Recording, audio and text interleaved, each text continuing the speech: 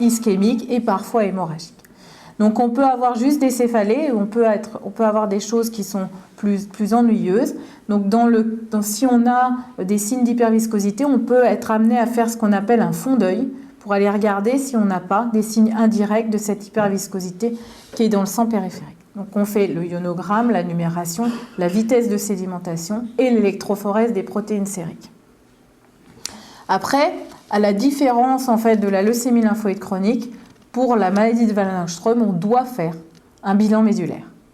On ne peut pas dire c'est qu'une maladie de Waldenström parce que le pic IgM il est élevé. Parce qu'en plus, on a parfois des leucémies lymphoïdes chroniques avec un pic IgM. Donc le myélogramme, la ponction de moelle, ça nous permettra de mettre en évidence au sein de la moelle une infiltration monoclonale, parce qu'en fait, on fera aussi un immunophénotypage pour caractériser cette prolifération au sein de la moelle, lymphoplasmocytaire à IgM, qui sera corrélé par ce pic électrophorétique dans le sang périphérique. Alors, les risques, est-ce que c'est pareil? Est-ce que tous les patients doivent-ils être traités?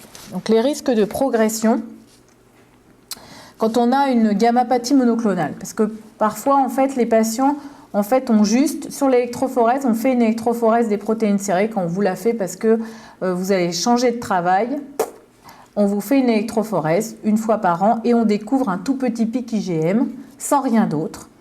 Et donc, on ne peut pas dire que c'est une maladie de Waldenström, on dit que c'est une gammapathie monoclonale bénigne, on va dire, à IgM, qu'il faudra surveiller. Mais cette gammapathie, elle peut évoluer vers une maladie de Waldenström avec un taux de progression qui est de 1,5% par an. La maladie de Waldenström asymptomatique vers une maladie de Waldenström symptomatique, c'est 71% des patients qui progressent. Vous avez vu avec une médiane entre le diagnostic de 4 ans, 4,6 ans, parfois de façon plus précoce. Les facteurs de risque de progression, c'est le taux du pic, parce qu'en fait, le pic IgM, en fait, on ne tolère pas certains pics IgM au-delà de 20-30 grammes, on n'aime pas ça du tout. Ensuite, les facteurs de risque, c'est l'infiltration au sein de la moelle de cette population lymphoplasmocytaire. Et puis, plus il y a une infiltration au sein de la moelle, et bien plus les bonnes cellules ont du mal à produire. Et donc, de façon corrélée, on a une anémie. Et tout ça, en fait, ce sont des facteurs de risque de progression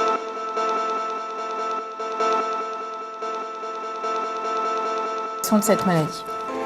Alors, comme pour la leucémie lymphoïde chronique, c'est pareil, on ne traite pas un chiffre, un pic tout seul. D'accord? Si vous n'avez qu'un que le pic, alors après, ça dépend du taux du pic. D'accord? Mais ça, c'est corrélé. Vous ne pouvez pas avoir un pic IgM à 50 grammes sans avoir de symptômes. C'est pas possible. C'est absolument pas possible. Il y a des symptômes associés. Donc, c'est pareil, on traite pas le pic, mais on traite les symptômes et tout ce qui est avec, en fait, ce pic électrophorétique. Les critères thérapeutiques, ils sont bien définis, en fait, les critères de traitement. Ils ont été retravaillés, en fait, en 2002. Et ces critères de traitement sont basés sur ce qu'on a vu tout à l'heure, la clinique, les signes d'hyperviscosité, le pic IgM, la présence d'une autre anomalie biologique, l'anémie, la thrombopénie, la neutropénie, ou alors autre chose, une insuffisance rénale ou une hypercalcémie, voire autre chose. Mais donc d'autres symptômes que le pic tout seul. Alors, si le patient est symptomatique, comme on l'a vu tout à l'heure, on est symptomatique, la fatigue, l'essoufflement, il faut aller regarder s'il n'y a pas donc une anémie. Les choses essentielles et ce qui est prioritaire quand on a une maladie de Waldenström, ce qu'il faut éliminer, c'est l'hyperviscosité. Parce que parfois, c'est extrêmement sournois. On peut avoir juste un petit peu mal à la tête, ou on peut avoir des troubles de l'attention, ou on peut avoir des troubles de l'humeur, parce qu'on peut avoir effectivement des troubles thymiques. Et tout ça, c'est en fait pas, c'est lié à l'hyperviscosité. Donc parfois, c'est très compliqué. Donc il faut être très vigilant sur ces manifestations et sur l'hyperviscosité. Alors plus rarement, il y a la possibilité d'avoir un syndrome tumoral ganglionnaire ou une grosse rate. C'est pas ce qui prime en fait dans cette maladie, mais ça peut arriver puisque, comme on a vu, les lymphocytes, les lymphoplasmocytes, ils peuvent passer de la moelle dans le sang périphérique et arriver au niveau des ganglions. Mais souvent, ce n'est pas typique, c'est pas un gros syndrome tumoral, comme c'est le cas pour la leucémie lymphoïde chronique, qui fait découvrir cette maladie. Alors, les manifestations cliniques de la maladie aussi, ça peut être d'autres choses. Parce que, en fait, on a vu que cette protéine, elle peut se déposer à tout endroit, cette IgM. Elle peut se déposer au niveau du rein, elle peut se déposer aussi au niveau des capillaires cérébraux, elle peut aussi se déposer au niveau, en fait, des nerfs périphériques. Et en fait, un des signes, ça peut être aussi ce qu'on appelle une neuropathie. Qu'est-ce que c'est qu'une neuropathie? Eh bien, on a des anomalies neurologiques avec un déficit sensitif souvent, c'est-à-dire on a des douleurs qui peuvent être au départ des petites fourmis, mais après des vraies douleurs, des douleurs à type de brûlure qui peuvent intervenir, qui peuvent arriver la nuit au départ. Et puis après, on peut avoir un vrai déficit neurologique périphérique avec des troubles de la marche. Enfin, avant d'arriver là, il faut quand même intervenir. Et donc ça, c'est ce qu'on appelle une neuropathie. On peut avoir aussi ce qu'on appelle une cryoglobuline qui est associée. C'est-à-dire qu'on crée en fait une espèce d'anticorps spécifique qui peut en fait se fixer au niveau des globules rouges et entraîner ce qu'on appelle des anémies aussi hémolytiques. Parce que là, on voit que... Voilà. Ah pardon. Ah mon Dieu, je n'avais pas fait. C'est magnifique, ça tient. C'est beau, hein. Alors, en fait, la cryoglobuline, elle donne aussi des nécroses, comme vous voyez au niveau des doigts. Ça peut donner des nécroses. Parce qu'effectivement, c'est une hyperviscosité avec en fait une destruction des petits capillaires au niveau des doigts. Donc, on a des nécroses potentielles. Le fond d'œil, c'est ce que vous voyez au tout début, en fait, le fond d'œil, à ce niveau-là. Et puis après, ça c'est pareil, on peut avoir des nécroses muqueuses très, très importantes. L'élément essentiel, c'est l'élément essentiel clinique. La première chose, c'est toutes ces manifestations peuvent être liées à l'hyperviscosité de départ, donc cette IgM, et puis liées à, pareil, parce que c'est une maladie dysimmunitaire, l'apparition d'anticorps, que ce soit en fait des anticorps froids comme les agglutinines ou des autres types d'anticorps qu'on appelle la cryoglobuline, cette protéine un peu particulière. Et tout ça peut donner en fait des signes de nécrose périphérique ou de neuropathie en fait sensitive.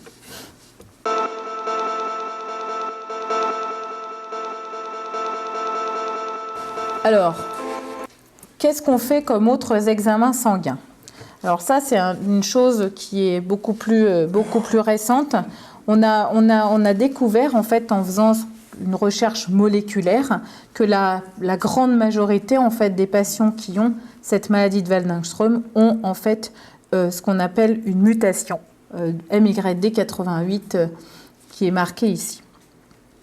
Alors cette mutation en fait de MYD88, pourquoi c'est intéressant? Parce que maintenant on a aussi des thérapeutiques qui ciblent en fait cette mutation, des thérapeutiques ciblées pour cette mutation. Ça reste quelque chose qui n'est pas utilisé non plus en première ligne de traitement.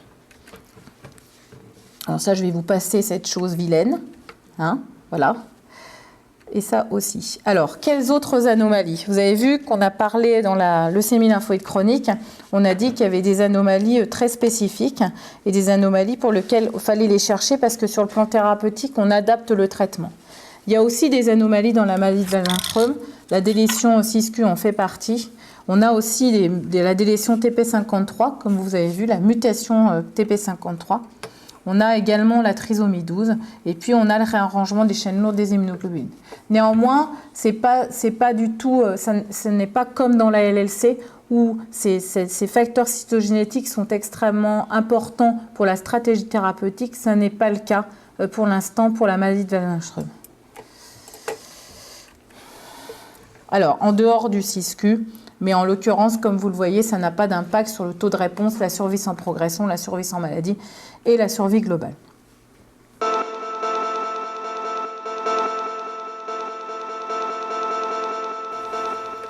Du coup, qu'est-ce qu'on prend en compte? Ce que je vous ai dit tout à l'heure, l'âge est pris en compte, mais c'est pareil. On adapte le traitement à l'âge des patients et je reviens sur le fait que même pour cette maladie, on ne traite pas un âge, mais on traite un individu avec un fitness défini et des comorbidités ou pas. Le taux d'hémoglobine, le pic électrophorétique, alors 70 grammes, c'est énorme.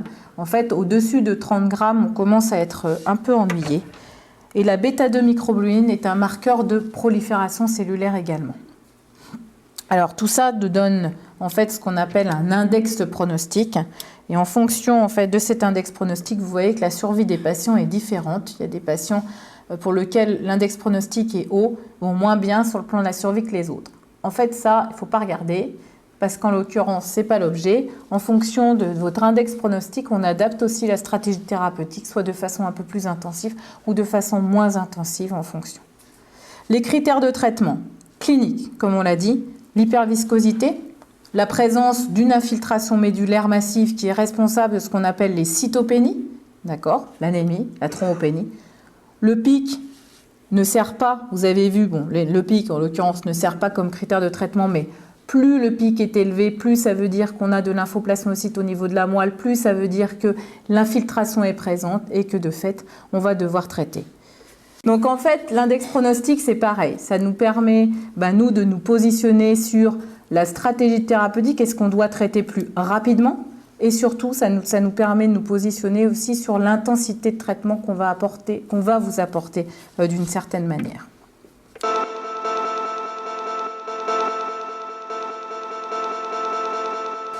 Alors, le même traitement doit-il être appliqué pour tous les patients? On reprend le nom, comme on l'a vu tout à l'heure, parce qu'on ne traite pas les malades de la même manière en fonction de leur fitness, de comorbidité et surtout en fait de l'importance des signes cliniques ou de l'importance, on va dire, des signes d'hyperviscosité ou de la clinique. Alors après, on a mis le traitement va être conditionné par l'existence d'un protocole thérapeutique. Oui, c'est possible, tout à fait. L'avis du patient après discussion des options thérapeutiques et des risques. Ah oui, ça, mais moi, parfois, quand même, je dis que moi, je veux faire ça. Après, vous êtes obligé de suivre un peu quand même. Alors, on a dit le patient, la maladie, sa présentation, son retentissement sur le patient, les anomalies génétiques de la cellule anormale, ça c'est quand même... Actuellement c'est difficile, en tout cas on ne peut pas utiliser les nouvelles thérapies tout de suite.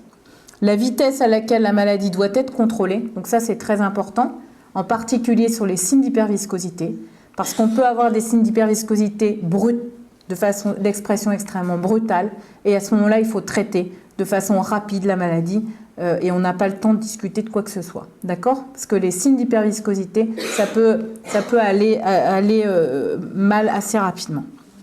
Et son but, comme toute maladie chronique, parce que la maladie de Waldenström, comme la leucémie lymphoïde chronique, est une maladie chronique, l'objectif de tous ces traitements, c'est l'obtention d'une rémission, comme on l'a montré tout à l'heure avec la LLC.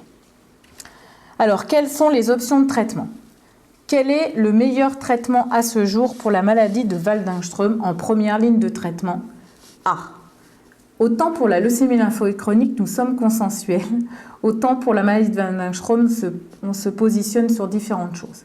Alors, si on veut discuter, ce qui semble le plus intéressant, c'est les combinaisons. Donc, c'est aussi l'immunochimiothérapie, qui utilise en fait des anticorps monoclonaux comme pour la leucémie lymphoïde chronique, en particulier le rituximab, auquel on peut associer de la chimiothérapie.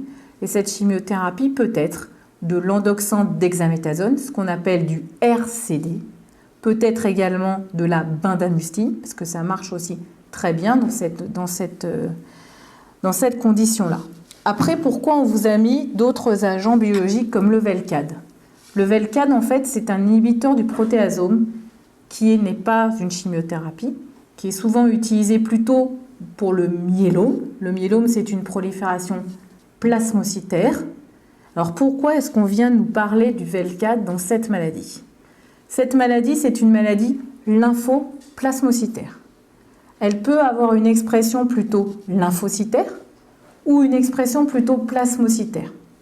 Et du coup, on peut utiliser le Velcade si l'expression est plutôt plasmocytaire, puisqu'elle va jouer plutôt sur les plasmocytes pour les détruire. Et ça sera une possibilité thérapeutique, le Velcade, en association bien sûr, avec un anticorps comme le rituximab, et qui peut être associé aussi à d'autres types de chimiothérapie comme la bendamustine. Alors après, on a mis la greffe de moelle, l'autogreffe et l'allogreffe. Dans les maladies de Waldenström qui arrivent chez les patients jeunes, avec une forme agressive maladie, c'est vrai qu'on positionne assez rapidement les intensifications thérapeutiques en première ligne. L'autogreffe en fait partie. L'allogreffe de moelle reste discutable compte tenu des toxicités potentielles. Donc ça c'est pareil, c'est en fonction de l'âge, en fonction de l'individu, en fonction de l'agressivité maladie, différentes choses. Donc les anticorps, c'est magnifique, ça c'est pour le petit schéma magnifique. Paf, qu'est-ce qu'ils font? On le sait. On va se dire, tac. Alors, je vais passer ça, parce que ça c'est compliqué. Ça c'est les inhibiteurs du protéasome dont je vous ai parlé. Et puis, une des chimiothérapies intéressantes, c'est la bendamustine.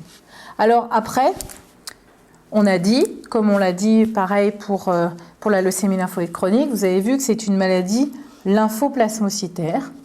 Donc il y a des lymphocytes et ça reste en fait, ça vient de la lignée B. Donc comme pour la LLC, alors c'est quand même encore, c'est moins décrit encore actuellement. On va pouvoir utiliser les nouvelles thérapies, c'est-à-dire les inhibiteurs de la voie de signalisation du lymphocyte B, que ce soit en fait l'ibrutinib ou que ce soit en fait le zidélique.